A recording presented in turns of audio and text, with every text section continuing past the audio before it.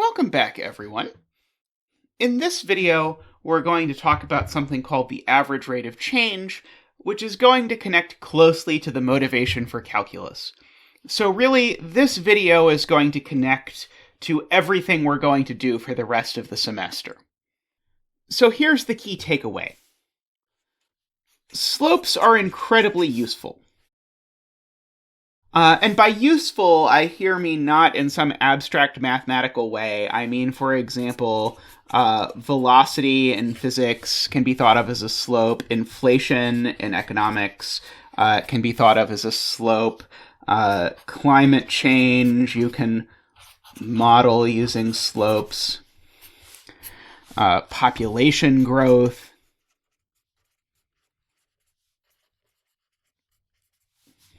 Disease spread, as we'll talk about later, etc., etc. So there is good reason to care about slope. Because remember, slopes describe change. And anytime you want to talk about change, it makes sense to ask about a slope. However, there is one very bad thing about slopes from the way we've talked about them so far. And that's that slopes are very, very narrow. Namely, only one kind of graph has a slope, namely only lines. Anything that's not a line doesn't have a slope. Okay. And sadly, almost nothing in real life is a line. So for example, and I'll keep bringing this up throughout this video, here's a graph of the number of COVID cases across a timeline of 2020. It only goes up until about May. This is obviously a graph that is very relevant to the world in a lot of ways, but it is also very much not a line. And so although we might like to talk about how the number of COVID cases is changing, in fact, that's something that you hear about on the news just about every day, we can't talk about a slope in the y equals mx plus b sort of way, because this thing doesn't have the form y equals mx plus b. This is not, the graph isn't a line, or if you want, you could say this isn't a linear function.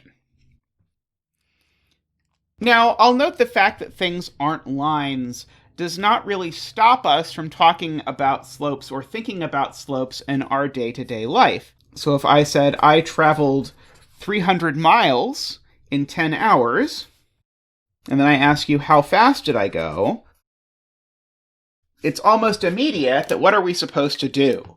Well, divide 300 by 10 and get, 30 miles per hour. And so you'd say, you went 30 miles per hour.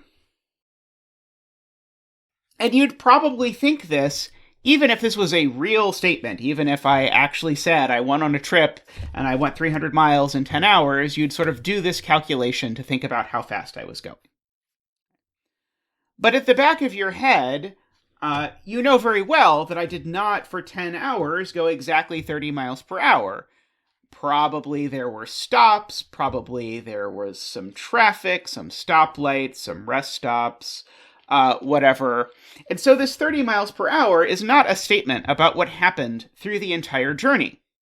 This 30 miles per hour is really saying the average of how fast I went. To explain this, I'm going to look at a couple graphs of what this trip might have looked like. So I'm going to have on this axis time. And so there's 10 hours, 0 hours over here. Okay. And then on this axis, I'm going to have miles traveled.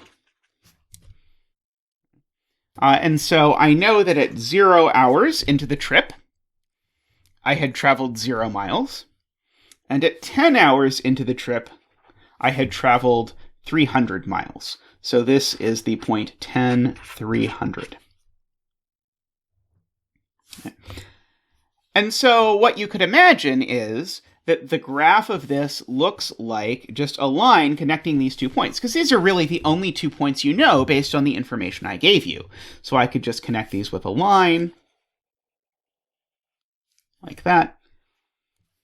And this is what the graph would look like if I really did travel at exactly 30 miles per hour for 10 straight hours.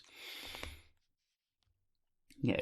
And this line here, it has slope 30, which you can easily check, because the slope of this will be 300 minus 0 divided by 10 minus 0 is 30 miles per hour. But probably this isn't really what happened. Probably the line looked something like, for a little bit we drive slow until we get on the highway, and then we drive faster. But then there's a rest stop. Then we get back on the highway. But then there's some traffic, and so because of the traffic, it's really, really slow all the way to the end. And there are all kinds of really weird graphs that you could draw, where, like, maybe you're speeding up the whole time, so that you're going faster and faster and faster. Or maybe you're slowing down the whole time, so you're going slower and slower and slower. Or maybe for the first whole 5 hours, you didn't move at all. And then 5 hours in, you just said, okay, I'm going to go now 60 miles per hour to get here, or whatever. All of these different stories I've given you, they all match the only information that I told you. That 0 hours in, I had gone 0 miles, and 10 hours in, I'd gone 300 miles. But while the odometer in the car would tell a very different story for each of these different graphs that I've given you, it would nevertheless be the case, or be reasonable at least to say, that in all of these cases, I went an average of 30 miles per hour on the trip. And so that's the idea here, is that no matter what the graph actually looks like, I can connect 2 points on the graph, in this case, the point at the beginning and the point 10 hours in. I can draw a line between them, and then I can use the slope of that line to talk about sort of the average slope, or the average rate of change of the particular function over time. When you do this, that is when you pick 2 points on a graph and draw a line between them so that you can talk about the slope of that line. That line is what's called a secant line. And so throughout today, we're going to talk a lot about the idea of secant lines, and they're going to connect to this whole idea of the average rate of change. Now let me just spell out, what is the average rate of change? So the average rate of change of a function over some interval is given by the change in the output over that interval divided by the change in the input over that interval. So before, when we did this calculation, when we did this 300 divided by 10 is 30 miles per hour calculation, what we were doing was we were taking the total change in distance, which was 300, and dividing it by the total change in time over which that took place, which was 10. Okay, which is where we got 30 miles per hour in the previous example.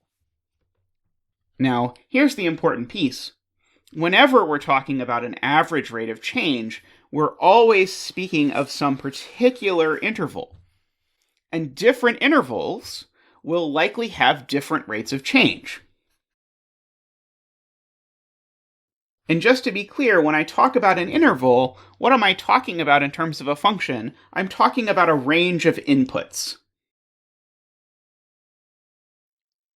So to hopefully crystallize this, I want to talk about what we just said, also in terms of this COVID graph. So I want to point out, before we dive too much into this, this is not the normal COVID graph you see most times people show you graphs of COVID cases. Because most of the time people show you graphs of COVID cases, what they're showing you is a graph of active COVID cases, which means it can go up and hopefully down, and you'll see lots of ups and downs in lots of these sorts of graphs. That's not what this graph is of. This is a graph of the total COVID cases. And so as a result, this graph can only go up. Now, as I look at this graph, I see two sort of natural time intervals to look at. Namely, I see the time interval from January 20th to April 1st, where we can see the virus is just sort of getting underway, and the numbers look very, very low on this chart. And then I see the period from April 1st to May 21st, where the chart ends. Okay. And during this period, it looks like things are chugging along in a pretty negative way. So I want to go through what this calculation looks like if I talk about the average rate of change on this interval from January 20th to April 1st, and on the interval from April 1st to May 21st. Okay, so I'm going to call this interval 1, and this interval 2. And so let's go ahead and write down the numbers for interval 1. So I'm really looking at 2 points. And those 2 points I can basically write, and this may horrify some of you, as January 20th as the input and 300 cases as the output for my function that assigns each time the number of COVID cases. And April 1st, comma. And another nice thing about April 1st is that the number of cases on April 1st, if you look at the graph, is real close to 1 million. So I'm just going to use 1 million here. Okay, so the average rate of change then is the slope of this secant line, which is the change in the number of cases divided by the change in the time. Okay. Which in this case would be 1 million minus 300 divided by the number of days from January 20th to April 1st, which happens to be 71. If you calculate this, it works out to be approximately 14,000. And I want to think about what the units are, because remember, this literally is a slope. It's a slope of this secant line. And slopes, remember, always have, as their units, the units of the output over the units of the input. In this case, the output is cases, and the input is days. And so the units here on this 14,000 is it's 14,000 cases per day. Note, by the way, this is worldwide, not US specific. So what does this mean? Well, it means probably what you're actually inclined to think when you see 14,000 cases per day. Namely, this means that on average, from January 20th to April 1st, there were 14,000 new COVID cases per day. What this average rate of change has done is it has allowed us to get a meaningful number out of this function that acts a lot like a slope, even though the function is definitely not a line. It has not happened by some miraculous coincidence that there were exactly the same number of new COVID cases every day. But nevertheless, even in this real-world messy function, we can still get this sense of something that we can still think of like a rate of change. So what can we do with this 14,000 cases per day number? Well, it has its own interpretation, but one thing we can do is we can compare it to different intervals. So for example, we can compare this rate of change on the first interval to the rate of change that we calculate for the second interval. So let's go ahead and calculate the average rate of change for the second interval. Okay, which I'll remind you corresponds to the range from April 1st to May 21st. And so we want to, again, read off our data points. So I've got April 1st. There were about 1 million confirmed cases. And May 21st, and here it's kind enough to just give us a number, there were 5.1 million confirmed cases. Again, we can go ahead here and calculate our average rate of change over this interval, which is, again, the change in the output over the change in the input. So this is 5.1 million minus 1 million divided by, and then the number of days from April 1st to May 21st, which I'll go ahead and tell you that's 50 days. And if you calculate this, you'll find that this works out to be approximately 82,000. And again, remember the units of this are the units of the output over the units of the input, so that's cases per day. And again, remember, this 82,000 cases per day, it's the slope of this line, the line connecting this point and this point. And in this instance, the line connecting these 2 points isn't actually so far off from the graph. So we can even really sort of make sense of this really as a slope of something where the graph is almost a line. Now, of course, the last thing we can do here is we can compare this slope of 82,000 cases per day to our previous slope of 14,000 cases per day. And we can see that on the second interval, the number of cases was increasing much more rapidly than on the first. How much faster? Well, about 6 times faster, going from 14,000 to 82,000. And if you want, you can see that in the graph, because if I draw in both of the secant lines we talked about, the second secant line is much steeper than the first secant line, which is telling you that this rate at which the cases are growing is much higher. And that's probably pretty intuitive from the graph, which is probably why you see a lot of graphs like this floating around.